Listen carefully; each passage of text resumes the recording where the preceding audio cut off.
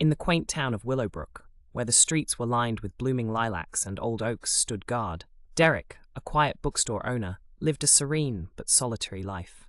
His days were filled with books, the soft whispering of their pages a constant background to his thoughts, while his evenings were spent at the cozy cafe nearby, a journal his only company. One rainy spring evening, as Derek was closing up his little shop, Wisteria Books, the sound of hurried footsteps broke his reverie. Through his window streaked with rain, he saw a figure struggling with a large red umbrella. Intrigued, and ever the gentleman, Derek rushed out, his own umbrella overhead. "Need a hand?" he asked, as he approached the stranger, who was miserably failing to juggle a stack of papers and the rebellious umbrella. Looking up, the stranger, a young man with striking hazel eyes and a despairing smile, replied, "I'd love one. I'm William, by the way. I just moved here to start anew. I'm an artist." With introductions out of the way, and after assisting William in gathering his now partially soaked papers, Derek invited him inside the bookstore to dry off. A warm pot of coffee kept them company as they shared stories. William talked about his adventures in distant cities and his dreams of painting the perfect cloudy sky, while Derek revealed his deep-rooted love for literature and Willowbrook. As the rain continued its rhythmic dance on the roof, something else began to stir between them.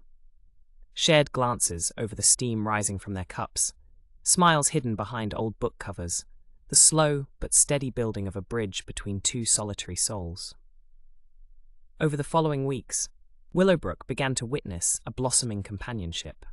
Derek and William found themselves meeting not just in the bookstore, but in local art galleries, at small cozy diners for brunch, and in the serene park where old couples walked hand in hand.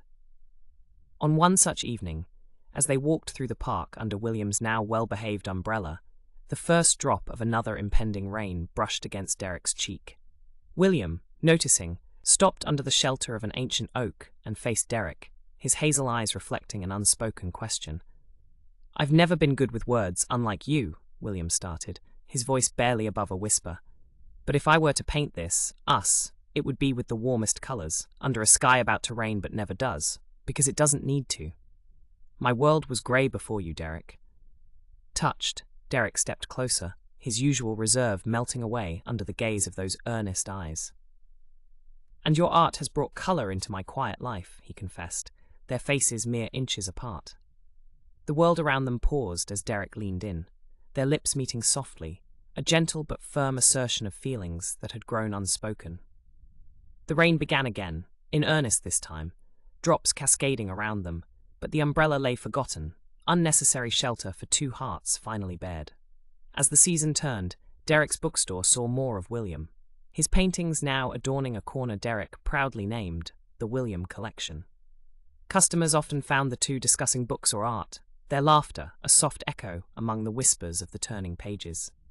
And so in Willowbrook, under the watchful eyes of old oaks and the incessant charm of falling rain, a quiet bookseller and a vibrant artist wove a tale of love, painting their lives with the hues of clouds, rainbows, and everything in between.